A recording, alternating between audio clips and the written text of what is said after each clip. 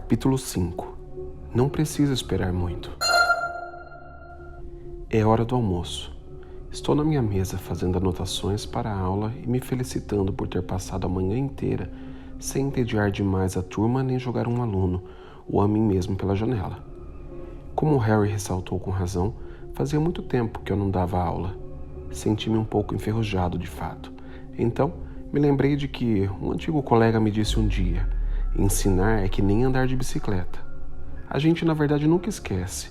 E se achar que vai se desequilibrar ou cair, lembre-se sempre de que há 30 crianças esperando para rir de você e surrupiar sua bicicleta. Então, continue a pedalar mesmo que não saiba para onde está indo. Continuei a pedalar. No fim da manhã, eu já sentia muito orgulho do meu próprio sucesso. É claro que isso não pode durar. Ouço uma batida na porta da sala de aula e Harry enfia a cabeça pela fresta. Ah, Sr. Thorne? Que bom que o encontrei. Está tudo certo? Bem, ninguém dormiu nas minhas aulas ainda. Então eu diria que sim, está tudo certo. Isso é bom, muito bom. Mas ele não está com cara de quem pensa assim. Parece mais um homem que perdeu uma nota de 10 libras e achou um ninho de vespas. Ele sempre entra na sala e para na minha frente com um ar constrangido. Desculpe importuná-lo no seu primeiro dia, mas chegou ao meu conhecimento um fato que não posso ignorar. Que merda, penso. É isso. Ele checou minhas referências e fui descoberto. Era sempre um risco. Debbie, a secretária da minha escola anterior, tinha uma queda por mim, e uma queda ainda maior por bolsas caras. Pelos velhos tempos, e por uma bolsa, ela interceptou o pedido de referências de Harry e o encaminhou para mim, junto com algumas folhas de papel timbrado em branco. Daí, minhas credenciais excelentes. Tudo ficaria muito bem, a não ser que Harry decidisse investigar um pouco mais. Eu me preparo, mas não é isso. Parece que houve um incidente com um de nossos alunos fora da escola hoje de manhã, é verdade? Se por incidente você quer dizer bullying e intimidação, sim. Quer dizer que você não agrediu um aluno? O quê? Recebi uma queixa de um aluno, Jeremy Hurst, de que você o agrediu. Filho da puta. Sinto que uma veia começa a latejar na minha têmpora. É mentira. Ele disse que você o agarrou com violência pelo braço. Surpreendi Jeremy Hurst e sua pequena gangue intimidando outro aluno. Precisei intervir. Mas não usou força excessiva? Olho bem dentro dos seus olhos. Claro que não. Tudo certo então. Harry suspira. Desculpa, eu precisava perguntar. Compreendo. Devia ter me falado sobre o incidente. Eu poderia ter cortado o mal pela raiz. Não vi necessidade. Pensei que o assunto estivesse encerrado. Com certeza está. Mas acontece que a situação de Jeremy Hurst é um pouco delicada. Não tive essa impressão quando ouvi agredir outro menino e ameaçar a quebrar o seu telefone.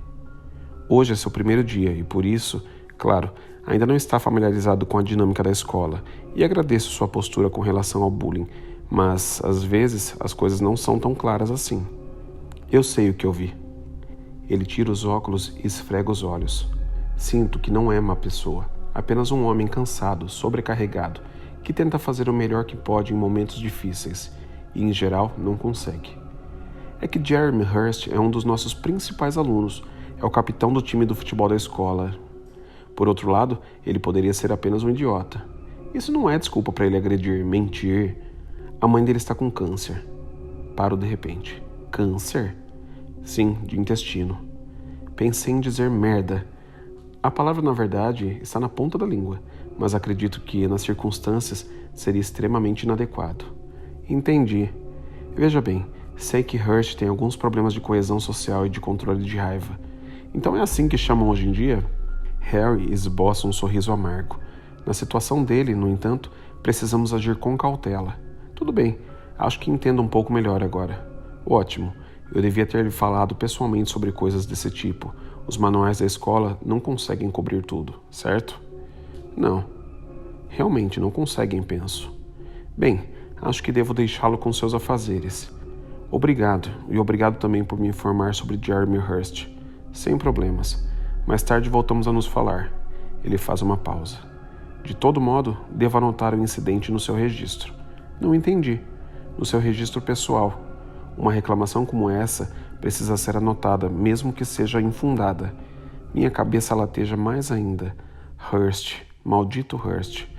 Claro, força um sorriso, tudo bem. Ele caminha em direção à porta. Ela vai morrer? Pergunto. A mãe de Jeremy? Ele se vira e me dirige um olhar estranho. O tratamento está indo bem, na medida do possível, responde.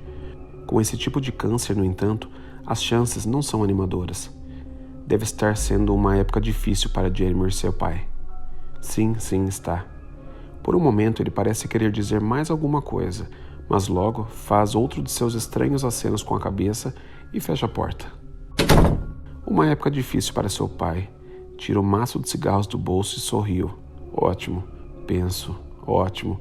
Maldito karma.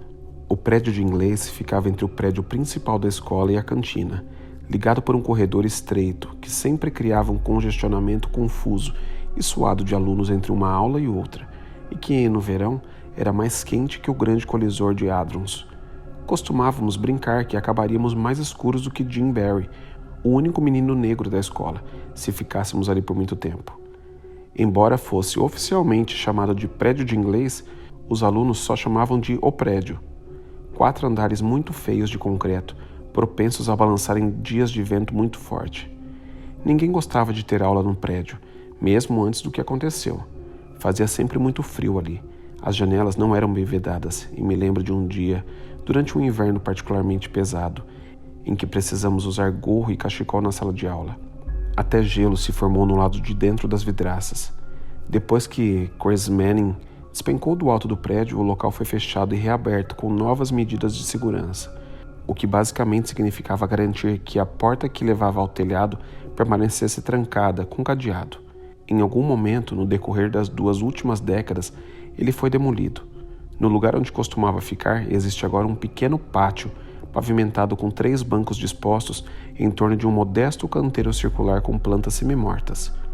Em um dos bancos, há uma plaquinha, em memória de Christopher Manning. Sento-me em outro e tiro um cigarro do maço. Faço-o girar entre os dedos e observo as lajotas do piso, imaginando quais delas escondem o local exato onde ele caiu. Não houve som algum, não enquanto ele caía, nem quando atingiu o chão. Foi suave, um baque surdo. Não pareceu forte o suficiente. Eu quase teria acreditado que ele ainda estava vivo, apenas deitado no chão, aproveitando o sol fraco de outono. Não fosse pelo fato de que o seu corpo parecia estranhamente murcho, como se alguém estivesse deixado todo o ar escapar dele. E, claro, havia o sangue que se espalhava lentamente sobre o corpo, uma sombra vermelho rubi, alongada pelo sol poente. Uma pena, não é? Leva um susto. Na minha frente vejo uma jovem baixinha, com vários piercings na orelha e o cabelo preto preso em um rabo de cavalo meio bagunçado. Não a ouvi se aproximar, afinal, ela é tão magra que poderia ter sido soprada pelo vento. Por um instante, imagino que seja só uma aluna bem direta, mas logo reparo na falta de uniforme, a não ser que a camisa do The Killers, jeans skinny e botas Doc Martens componham um traje novo, e nas rugas ao redor dos olhos que contradizem a falsa aparência jovial. O que disse? Ela aponta para o cigarro entre meus dedos inquietos. É uma pena criarem uma área de fumantes perfeita e nos proibirem de acender cigarros nas dependências da escola. Ah! Olho para o cigarro e o coloco de volta no maço. É mesmo uma tragédia. Ela força um sorriso e senta ao meu lado sem pedir permissão. Em geral, esse tipo de intimidade não solicitada me deixaria extremamente irritado. Por alguma razão, no caso da senhorita múltiplos piercings, fiquei apenas irritado. Triste também é a história do garoto que se jogou. Ela sacode a cabeça. Já perdeu algum?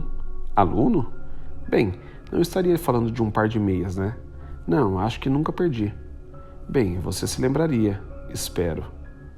Ela pega um pacote das pastilhas de menta, desembrulha uma e a enfia na boca. Então, oferece o pacote para mim. Quero recusar, mas quando me dou conta já estou com um na mão. Uma aluna minha morreu, de overdose. Que triste. Sim, era uma menina muito legal, ótima aluna, querida por todos. Parecia que tudo ia bem com ela e, de repente, 2 caixas de paracetamol e uma garrafa de vodka. Entrou em coma. Uma semana depois, precisaram desligar os aparelhos que a mantinham viva. Franzo a testa. Não me lembro de ter ouvido falar nesse caso. Não deve ter ouvido mesmo. Ficou um pouco ofuscado pelo da Julia e Ben Morton. Ela dá de ombros. Há sempre uma tragédia maior, certo? Imagino que sim. Uma pausa. Então, não vai perguntar? O quê? O de sempre. Você os conhecia, suspeitou que houvesse algo errado, percebeu algum sinal? Bem, suspeitou de alguma coisa? Não, e sim. Não cheguei a mencionar? Júlia veio para a escola com um enorme cartaz pendurado no pescoço. Pretendo matar meu filho e me matar. Tenha um bom dia. Bem, um pouco de delicadeza não custa nada. Ela ri e estende a mão. Beth Scartergood, Art. Cumprimento-a. Scartergood. Sério? Sim. Aposto que as crianças se divertem com esse nome, não? Elas inventam trocadilhos, cada um mais engraçado que o outro. Muito bom. Crianças são assim. Ame-as ou trate de conseguir outro emprego. Meu nome é Joy. Eu sei, Joy Thorne, o substituto. Já fui chamado de coisa pior. Então você é de qual tipo? Como assim? Apenas 2 tipos de professor acabam no Instituto Arhill. Os que querem fazer a diferença e os que não conseguem emprego em outro lugar. Então, você se encaixa em qual deles? Hesito. Gosto de pensar que faço a diferença. Certo, responde, com um tom sarcástico na voz. Bem, prazer em conhecê-lo, Sr. Thorne. Obrigado pelo incentivo logo no meu primeiro dia. Ela sorri. Estamos aqui para isso. Gosto dela. A sensação me surpreende mais do que deveria. E você, de qual tipo é? Pergunto. Ela se levanta. Do tipo faminto. Estava a caminho da cantina. Quer vir? Posso apresentá-lo a alguns dos outros desajustados que dão aula aqui. Ouço o burburinho da cantina muito antes de nos aproximarmos dela. Mais uma vez, sou transportado para o passado. Sinto no ar o cheiro de óleo da fritura velha e de algo indefinível que a gente nunca vê sendo servido, mas que sempre percebe saindo pelos exaustores da escola ou de casas de pessoas velhas. O interior do lugar não mudou tanto quanto eu esperava. Piso de madeira, mesas e cadeiras de plástico. A cozinha parece ter passado por alguma reforma desde a época em que eu entrava na fila para comprar hambúrguer, cebola empanada e batata frita. Agora só se vê frango com arroz, macarrão vegetariano e salada. A culpa é do Jamie Oliver. Lá está uma parte da nossa turma. Vem comigo. Beth me conduz até uma mesa em um canto afastado. A mesa dos professores. 4 pessoas já estão sentadas. Rapidamente, ela faz as apresentações. Senhorita Hard, Susan, uma mulher franzina com cabelo grisalho longo e óculos de lentes grossas. História. Sr. Edwards, James, um jovem bonitão com uma barba hipster. Matemática. Senhorita Hibbert Collin, de maxilar bem marcado e corte de cabelo militar, educação física. E Sr. Saunders Simon, um sujeito magro com camisa do Pink Floyd e jeans desbotado, cabelo com grandes entradas puxado para trás e um rabo de cavalo fino, sociologia. Por alguma razão, de cara não gosto dele. Talvez porque se apresente dizendo, como vai, cara? A menos que você esteja em uma banda ou seja um surfista americano, não use o termo cara. Isso faz parecer ridículo, assim como um rabo de cavalo em quem tem entradas no cabelo. Não engana ninguém. Sento-me e ele aponta para mim com um garfo. Você me parece familiar, cara. Já nos conhecemos? Acho que não, respondo enquanto desembrulho com cuidado meu sanduíche de atum. Onde dava aula antes de vir para cá? No exterior. Em qual lugar? Demoro um instante para me lembrar da mentira. Botsuana. É mesmo? Minha ex-namorada lesionou lá durante algum tempo. Deve ser verdade. Ele sorri. Waring? Considera as possibilidades. Waring? Não é um lugar. Óbvio demais. Deve ser um cumprimento. Não deve ser muito prazer, porque isso já dissemos, então só pode significar... Vou bem, obrigado. Respondo em tom amável. E você? O sorriso retrocede mais depressa que seu cabelo. Dou uma mordida no sanduíche e me pergunto se alguém se importaria se eu o arrastasse para fora e o jogasse embaixo do primeiro ônibus que passasse. Ouvi dizer que você é de Arhill, é verdade? Colin pergunta, felizmente mudando o assunto. Sim, cresci aqui, respondo. E voltou? James pergunta com um ar de incredulidade e apenas um leve tom de brincadeira. Para pagar meus pecados. Bem, estamos felizes por tê-lo de volta, interrompe Susan.